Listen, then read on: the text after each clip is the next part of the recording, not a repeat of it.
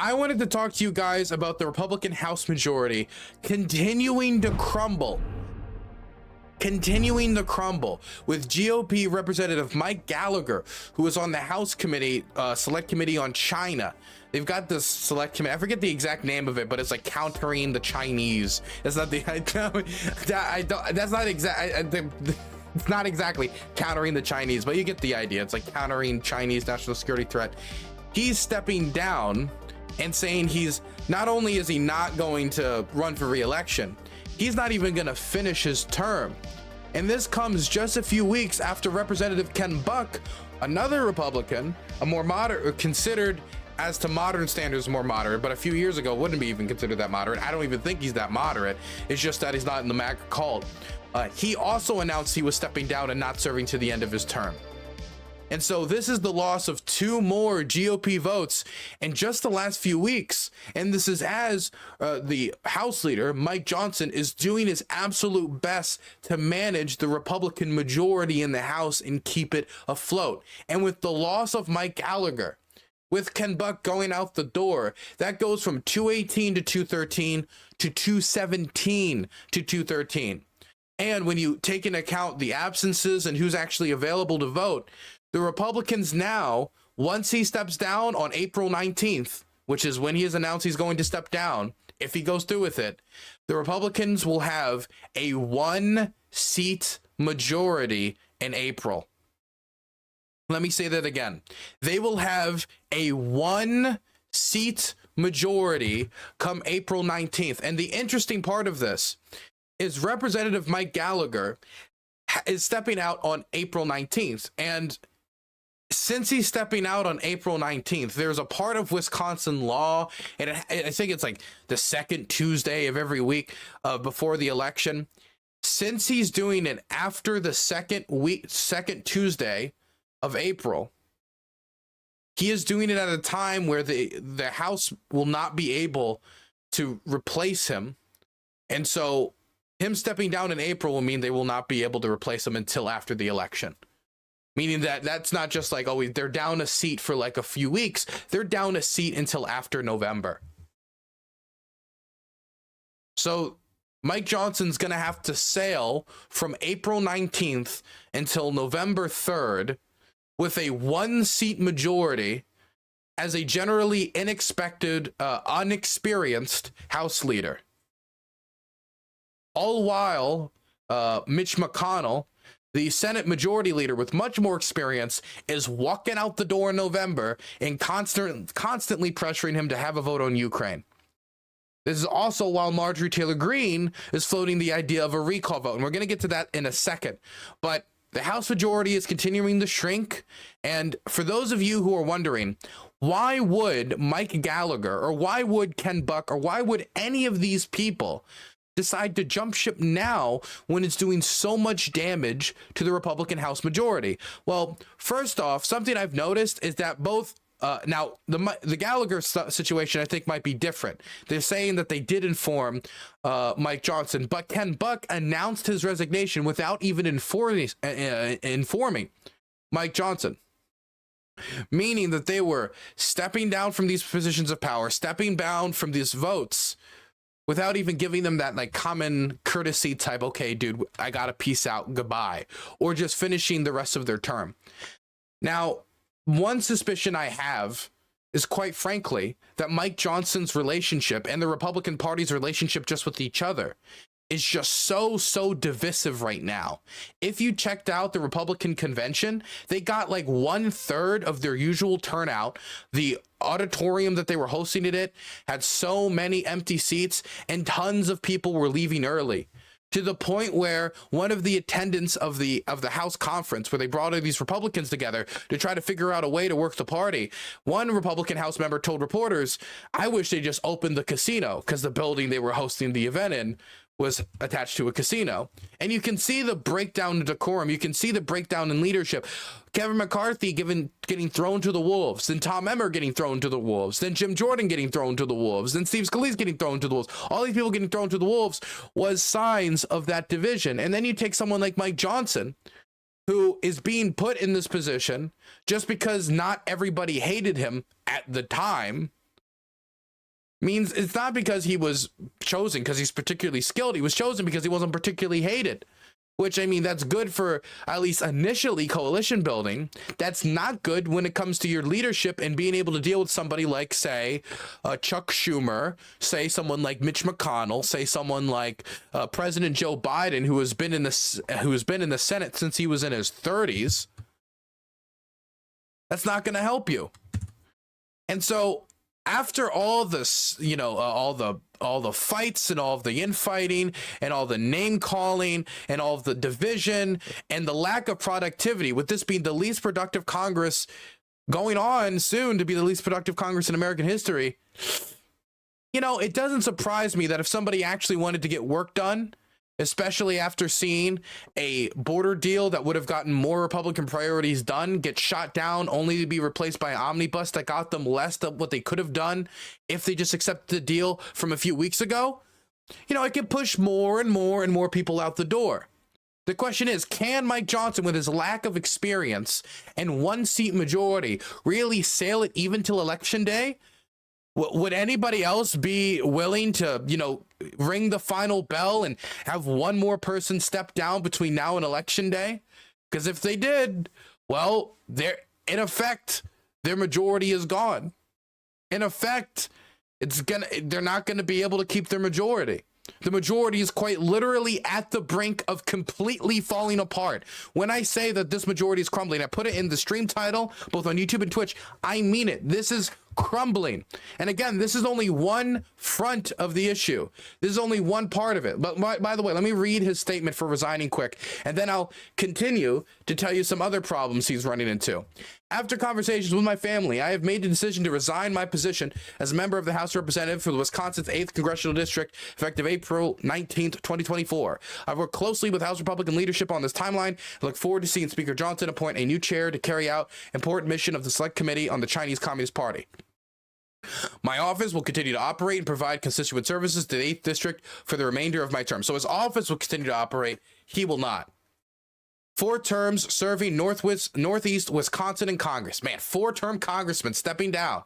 This is not some some newbie who stuck his toes in the waters and ran away. This is not George Soros. Has been an honor of a lifetime and strengthened my conviction that America is the greatest country in the history of the world. I'll forever be proud of the work I did on the Armed Services and Intelligence Committees, chairing the cyberspace, blah, blah, blah, blah, blah, blah, blah. Nothing particularly interesting, but I just felt like I should read it. He is leaving Congress after all. Now, the omnibus that we were talking about earlier passed 286 to 134 with 112 Republicans against and 23 Democrats against. So it passed overwhelmingly. Now, on one hand, this shows Mike Johnson being able to do something that's broadly bipartisan here. But also notice that if it wasn't for Democrats, the Republicans would not have been able to get enough votes to pass this. If Democrats said, screw this deal, what if they said, hey, if you want to get this passed, you know how you guys held Ukraine funding up? How about if you guys want this to get passed, you need to fund more transgender conversion there. How about if you want to get this passed, you got to legalize weed on the federal level. If you want to get this budget passed, we need to make a statue of Hunter Biden on Mount Rushmore. Replace George Washington's face with Hunter Biden. No, they passed a minibus. It got bailed out by Democrats. Now, while that might be good for keeping the country open, I think it's good for investor confidence in the nation state. I think it's important for federal employees who are not going to be furloughed. It's important to keep our national parks open. It's important to, quite frankly, just get this done because we were supposed to have done this last September, and it's gotten so bad that we actually, right when we pass this, we got to look towards negotiating another budget. There's $1.1 trillion negotiated. We're going to go straight into new budget talks because you want to know when the next budget has to be negotiated? This upcoming September, we're going into April. So we're going to go straight back into budget negotiations in like a few months anyway. But to some people, this was too much. Two concessions are going too far, because after this, it's expected that Mike Johnson, getting pressure from Senate Republicans, getting pressure from moderate Republicans, getting pressure from now a really determined discharge petition, which already has 191 signatures, with Ken Buck, the first Republican, the one that's leaving soon, that's going to further shrink Speaker Mike Johnson's House majority. He signed on to it. They have 191 out of 218 signatures, and the first Republican has signed on to it. Now, 3 more Democrats have signed on: Josh Harder, Kevin Mullen, Chili Pingree. There are some Democrats we know that are not going to sign on to it. Rashida Tlaib's not going to sign on it. I don't think Jamal Bowman's going to sign on it because there's aid to Israel in it. There's going to be others that are not going to sign on to it. But this is building pressure against him. The way discharge petitions have been historically used is not as a tool to actually bring legislation to the floor. It has in the 30s when it was easier, but after the 30s, they made it harder. Made it harder to bring a discharge petition. Back then, you could do it with like a 1/3 majority. Now you need to have an actual majority to bring it to the House floor. And then I believe you need like a 2/3 majority to pass it. It makes it more difficult to introduce it and pass it. But what it has been used as is a pressure tool to say, hey, we're willing to go around you and humiliate you as House Speaker if you do not bring this legislation to the floor, which then many times leads to the discharge petition being withdrawn, not because the people who brought it back down, but because the House Speaker was like, oh, I'm scared of being humiliated like that. Fine, I will compromise and I will bring this thing to the House floor. And that's how at least Brian Fitzpatrick has described how he wants to use this discharge petition when he ends up signing on to it. I know he's already started it. Now we got Ken Buck signed on to it. And so this pressure is building up. And not only is that pressure building up, but you also got pressure from Mitch McConnell, who's telling him to bring the Senate deal to the floor. Of course, you've got pressure from the Democrats and the President of the United States, and that's a given. But you've also got pressure from Republican political PACs. I'm seeing the Republicans for Ukraine PAC and a bunch of other PACs are buying ads in the states of Republicans, asking them to sign on to the discharge petition to support Ukraine, describing the war, describing how support's being dried up. There is a full court push. There are people calling the state house, not the state house, but calling the Capitol, calling the representatives, telling them to sign on to this discharge petition, asking why it's taken so long. The polling data is clear. The majority of Americans support Ukraine. And if Ukraine was to actually have a major break in the line and the Russians would really push, where would all eyes turn? When people ask, why has the aid not been sent? If there's a breakthrough, where is every eye going to turn? Is going to turn towards Mike Johnson. This is also while the representatives from so many different countries, whether it be the heads of their parliament, whether it be their leaders in countries like Poland, Estonia, Latvia, Lithuania, fucking all across Europe. I think it was like 20 plus countries, parliament presidents have called for Mike Johnson to hold a vote. I know the president of Poland, the Prime Minister of Poland has called for a vote. Point is, the pressure is building. The pressure is building for him to hold a vote on this. And he can't hold this off forever, it's starting to look like. And he's starting to crack. He's starting to say, well, maybe we'll do a loan, maybe we'll do this. Now, the loan thing would probably delay it more. He's talking about getting something done. He's saying that there will be some sort of vote in the coming weeks. Once they get the omnibus passed, once they get all this done. So he's starting to move on it. Now, whether or not he brings the $95 billion to the floor, he tries to craft some loan to go with Donald Trump's idea, which we know that Lindsey Graham went to Ukraine to pitch the loan idea to them, which for every intention, I keep saying which, we know that the Republicans, the Ukrainians probably are not happy with that proposal, and that it might extend the length that in time it would be to send this aid to Ukraine, because if they have to negotiate another deal and then pass it through the Senate again and get the support for it in the House, while it's a loan, instead of it just being, again, aid, like we'd been promising we were going to give them, that's not only going to delay it, it's also going to make it more complicated. And it might, complicating the aid, complicating the logistics structure, not going to be fantastic. Point is, though, pressure is building. And so he might hold, we got to keep up the pressure though, he might hold a vote on it. That is a problem for this woman who said that if there is a vote on Ukraine aid, she was going to call a recall vote. She has said this time and time again, that if there's a vote on Ukraine aid, if he brings Ukraine aid to the House floor and Ukraine aid passes, that she's going to hold a recall vote and end Mike Johnson's speakership. Well, as we're getting closer to that outcome, and as the omnibus is coming together, Marjorie Taylor Greene has stood up and she has said she has filed a motion to vacate House Speaker Mike Johnson. Let's listen to her. I filed the motion to vacate today, but it's more of a warning and a pink slip. I respect our conference. I paid all my dues to my conference. I'm a member in good standing, and I do not wish to inflict pain on our conference and to throw the House in chaos. But this is basically a warning, and it's time for us to go through the process, take our time, and find a new Speaker of the House that will stand with Republicans and our Republican majority instead of standing with the Democrats. That is a warning. If it's a warning, if it's a warning, does that mean that you're not going to go through and force this vote? No, I will. There's nothing that can convince you to back off. There's not a time limit on this. It doesn't have to be forced and throw the House into chaos. I don't want to put any of our members in a difficult place like we were for 3.5 weeks. We're going to continue our committee work. We're going to continue our investigations. There's a lot of good investigations going that have to be able to proceed, and the American people deserve that. But I'm not saying that it won't happen in 2 weeks or it won't happen in a month or who knows when, but I am saying the clock has started. It's time for our conference to choose a new speaker. Do you believe that there are more Republicans who support this push? And ultimately, if this does get filed, it could lead to exactly what you're saying, more chaos, more paralysis. Does the House Republican conference want to move forward with that? It's filed, but it's not voted on. It only gets voted on until I call it to the floor for a vote. So isn't that interesting? She's introduced a motion to recall the speaker. She filed, but she isn't calling a vote.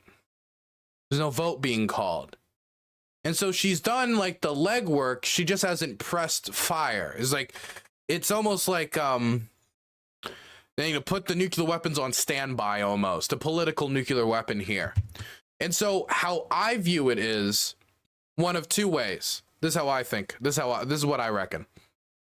Either A, she wants to recall Speaker Johnson, but she wants to wait until there would be no chaos. So either after the 2024 election, or after the November election, or after all of those shenanigans are over. And so she's just waiting for it to be more politically opportune, because she knows that after the chaos that was the House speakership race in September, that with no viable alternative, which was the mistake that Matt Gaetz and the others made back in September that caused all the chaos, they'll probably just introduce the same chaos that they introduced last time when they did the speakership race out of nowhere. And so there's probably some political disincentive going into a campaign year where we have one of the least productive Congresses on record for the speaker. If they do this race twice in the same session during a historically unproductive session, it'll be pretty easy to point the finger at them and say, why was the session unproductive? Because they couldn't even figure themselves out. I think it'll be a good pitch. And Echo 0083, thank you so much for the primer. I appreciate it. Now, I think that there's another option as well. I think the other option for Marjorie Taylor Greene is she's trying to increase her leverage, is that she saw the omnibus bill, she didn't like it, or she saw that they were going to negotiate Ukraine aid and didn't like it. And so maybe she's thinking, well, maybe if I say we're going to do this, then I could get them to make sure that it's a loan for Ukraine instead of something else. And then I can vote against it anyway, which happens all the time, where people will make a big stand about you need to change the legislation to this, and then we'll vote against it anyway. There's a chance that that could be it, trying to increase the leverage since she's not bringing it forward for a vote. She held a presser doing this. She didn't inform Mike Johnson that she was going to do this beforehand. She just went out there and held this presser, almost as if she fired off a warning shot. She has the, when it comes to vacating the speaker, she has the French version of their nuclear policy. This is their warning shot.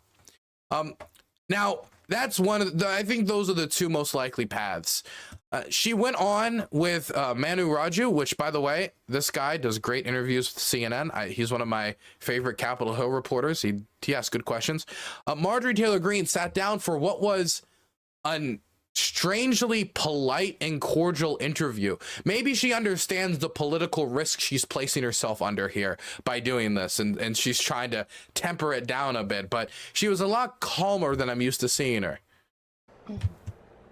Yeah, Boris, Congressman, thank you for talking to us about this surprise move. It was not really expected. Maybe you expected to do this when you came in this morning, but you've just filed this motion. Have you heard from the Speaker yet? I haven't talked to Speaker Johnson yet. I filed the motion to vacate this morning as this budget bill was passing. It was this two-part series of what we would call an omnibus, complete departure of what the Republican majority had told the American people we would do with the majority. This is true.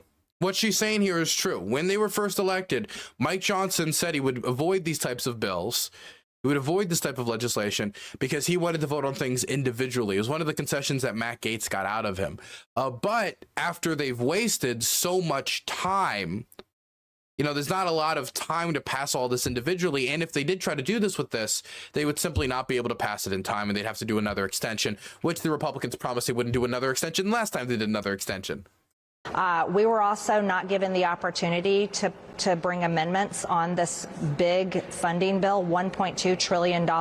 Same point as I said last time. If they hadn't wasted all their time, then maybe they could have done amendments. Maybe if they had more time and they had it run out the clock. Again, this was supposed to be negotiated last September. When we were given hardly any time to read the 1,012-page bill, breaking the 72-hour rule that our... Is it 48 hours instead? They have time to read it, just not a lot of time. But it is true, they don't have a lot of time to read it. But they have this rule about 72 hours. They need 72 hours to read legislation before vote on it. I don't know if it's been 72 hours yet. I think it was like 42 maybe. Our conference had passed. It was a complete departure of everything that we stand for. The bill also funded abortion clinics. What they mean is that they funded clinics that provide abortions, not necessarily the abortions. With full-term abortion, funded trans agenda on children that we are... Really? We funded the trans agenda on children? What? I don't even know what that means. What is that? If I said we, like, the recent bill funded the Republican agenda on kids, where would you even go to? Like, do I just Google trans agenda omnibus bill? Like, what is, like, if she didn't have enough time to go through it, how would she even know that? But, like, I don't know what that means. I have no frame of reference. Completely against. This bill also funded $300 million for Ukraine. Like, that could be like HRT in like the water for all I know. This bill also funded $300 million for Ukraine. She says that like it's a bad thing. Can I also say that Denmark's last aid package to Ukraine was $330 million? I'm just saying, if we're swinging lower than Denmark, I don't think that's a big complaint to make. And it funds the weaponized government, the Department of Justice, that's prosecuting President Trump. Her objection to the bill is that it provides money to the Department of Justice. What did she think's going to happen if we get another 3 weeks? That she's going to negotiate shutting down the Department of Justice? What is she? What are you going to do? You block it. You block the omnibus bill. What would you have even done? Okay, we've defunded the Department of Justice while the Democrats control the Senate and the House. I mean, not the House. I mean, the presidency. Who is our Republican primary candidate for the presidential election this year. Do you think that this is what Donald Trump wants? No, this bill was exactly what Chuck Schumer wanted. No, does Donald Trump want to kick Mike Johnson out of the speakership? I haven't spoken with President Trump about the motion to vacate, but I am introducing this motion to vacate with sincerity and respect for my colleagues. That's an interesting question. What do you think Donald Trump thinks of this? I mean, there is a little bit of, like, there's more border agents being hired. There's more beds being produced. So he might be against it on that idea, like saying, oh, this is any compromise on the border he's against for political reasons, as he's running in a campaign year. And he doesn't want to do anything that, or see anything pass that might help his opponent, which seemed to be the reason why they killed the Ukraine immigration deal. But other than that, I don't know what else he could think about this. I mean, I mean, Mike Johnson helped him challenge the results of the election in 2020. Donald Trump gave Mike Johnson the thumbs up to be House Speaker. Part of the reason why he was House Speaker and it wasn't Tom Emmer was, number one, because Tom Emmer wasn't homophobic enough. I mean that. Look it up yourself. Wasn't homophobic enough to be House Speaker. And number two, because Mike Johnson was not in there long enough to be hated and was one of his loyal election soldiers, one of Trump's. Conference. I am a good participating member of my conference. I have paid all of my dues and then some. I support the Republican majority. What does that even mean? You've paid all of your dues and then some. Like, as in she's contributed more into the RNC? That might be what she means. But we're going to talk about the RNC funding problem in a second. I support us winning the majority next year, but we cannot move forward having a Republican Speaker of the House that is doing the bidding of Democrats, that is allowing Chuck Schumer to drive our legislation. Again, let me just throw out there, Democrats control the Senate and the presidency. You're not going to be able to pass any legislation if you don't work with Democrats in some capacity. You won't be able to get anything done. I mean, even if they took back the Senate, we would still have the filibuster. Bringing bills to the floor that the White House cannot wait to sign into law and doesn't stop the border crisis and the invasion that's happening every single day to our country. People are asking... Again, this omnibus bill invests more into DHS. I think it invests more in the border security, and it invests more in beds to house people. Who's going to be the next woman that's going to be raped? Who's going to be the next American that's going to be killed by illegal aliens? Whose house is going to be taken over by squatters? And who's going to be killed if they try to take their house back? This is very important about the timing of all this, because this could change how this institution is run. It could lead to a state of paralysis that we saw in the fall. Tell us how this plays out from here. We're going on a 2-week recess. I don't want to blow past this, by the way, but I don't know. She just sounds like she's about to sell us on the Minority Report program that like finds crime in advance.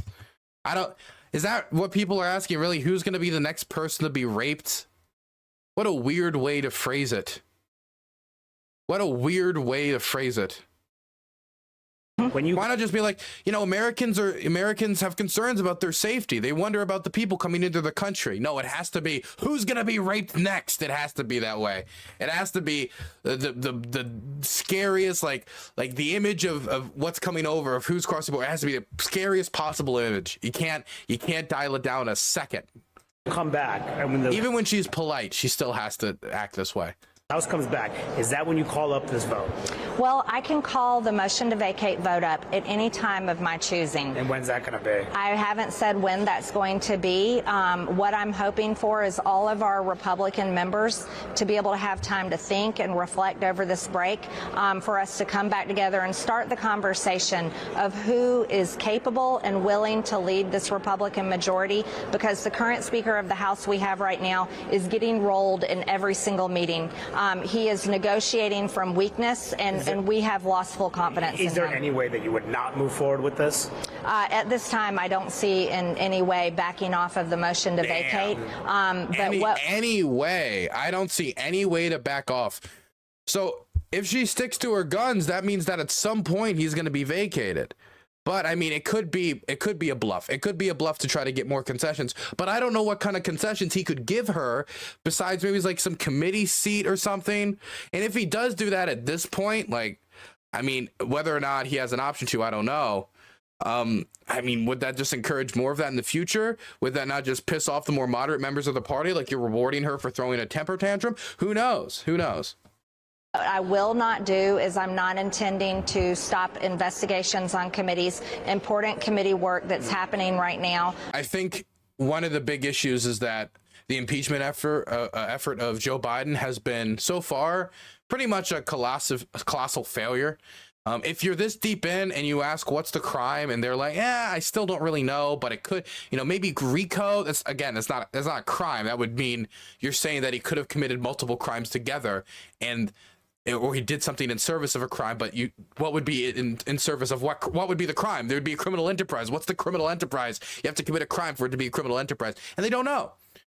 If somebody asked me, what's the crime that Jeffrey Dahmer did? I'm like, murder, ding, ding, ding. I can tell you, stabby. Like, I can tell you that. What's the crime that this guy committed? That guy was a burglar. What was the crime that the kidnapper committed? I don't know. Maybe it was kidnapping. I can tell you, but they can't do that with Joe Biden yet. And they can like find like, oh, there was $10,000 transferred to this account, $10,000 transferred to that account. Going up to the American people and listing like this money went to this account, that money went to that account, and not being able to name what crime was committed, not being able to name how it undermined America's security. It's just not, I don't think it's going to work. Hunter Biden and Joe Biden and going after the Hunter Biden, Joe Biden connection didn't work in 2020. It didn't work in 2022 after people said, oh, well, it was Twitter that suppressed it. Okay, well, you had 2022. You guys had kind of record failing as the opposition party in the president's first midterm election. And I don't think it's going to work in 2024. I don't think it's going to be effective. That I want our conference and our Congress to be able to continue to move forward on. And I'm being very respectful to the members of our conference. And one last question before I wrap here. How many Republican votes do you have on this? I won't be giving you the number of votes I have right now, but there is quite a few members that I talked to today already that are supporting the motion to vacate. Quite a few, a dozen, 2 dozen? What? I will not be giving my numbers. I have a number that have committed, but there's also a large number that have already expressed to me a huge sigh of relief. Who would be a huge number? Look, 10 people max. 10 people max.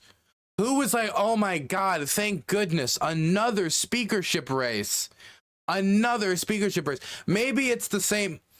Have you ever, I don't know if you guys have ever seen somebody at death's door before, like really in just the most horrible and terrible of pain before they make the decision to off themselves.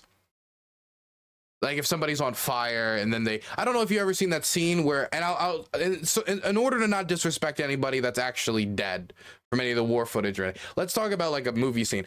Even though it's about still a real war. I don't know if you guys have seen the movie Fury, but in the movie Fury, a tank gets hit, an American tank gets hit, and the guy in the cockpit, he burns up and he's screaming. He takes a pistol out of his head and shoots himself in the head to stop the pain.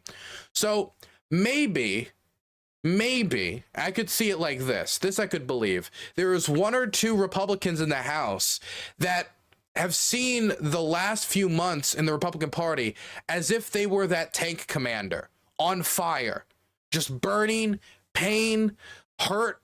Nothing, your entire existence is nothing but despair. And therefore, another speakership race, or possibly the loss of the majority in and of itself, could almost be like sweet release. So maybe there's a reason to seppuku the speakership to get rid of the burning sensation. Point is, I can't imagine. I just can't imagine those many people are excited for another speakership race. Who replaces Mike Johnson? Genuine question. Who would replace him? Would we see the same characters? Would Jim Jordan run again? I don't have any reason to believe that he would be any better than Mike Johnson. He's still as divisive as he was before. I have no reason to believe that people voted against him last time would vote for him this time. And they have less votes to get him in there now. Steve Scalise Tom Emmer faced problems. He probably face the same Trump problem. Steve Scalise is a similar issue. I don't know who would replace him.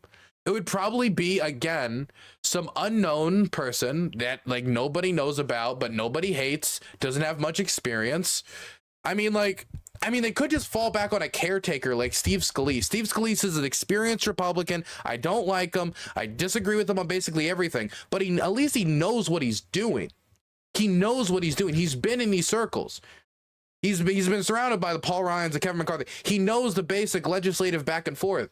When you deal with a 1-seat majority, you can't just throw like whatever ideologue or novice into the position and expect them to thrive. Oh my good. You know what it feels like? It feels like what the Republicans did. I don't know if you guys ever played Iron Lung. It feels like the political version of Iron Lung. They took Mike Johnson, put him in the submarine, sent him to the bottom of the political ocean as somebody with no experience in piloting submarines, no experience in anybody doing shit, and the most rinky-dink little craft imaginable, and then told him to go down to Mariana Trench, do it with a few-seat majority, now a 1-seat majority. My goodness, Mike Johnson. Hate to be that guy right now. Oh, also, there's a few sound clips I got to throw out there.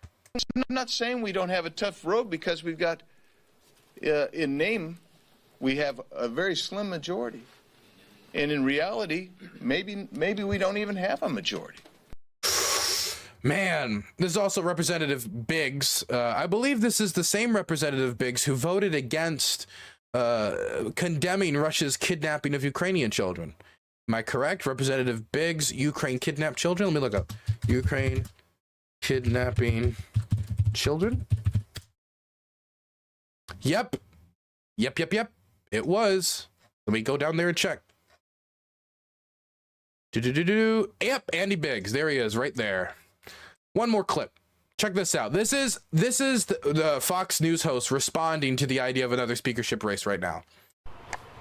I feel we are seeing yet another tantrum by a tiny faction of that conference that is disrupting the entire machine that we just exhaustively waited for to get back on track. And here we are again, watching someone steal the time, steal the audio, steal the limelight.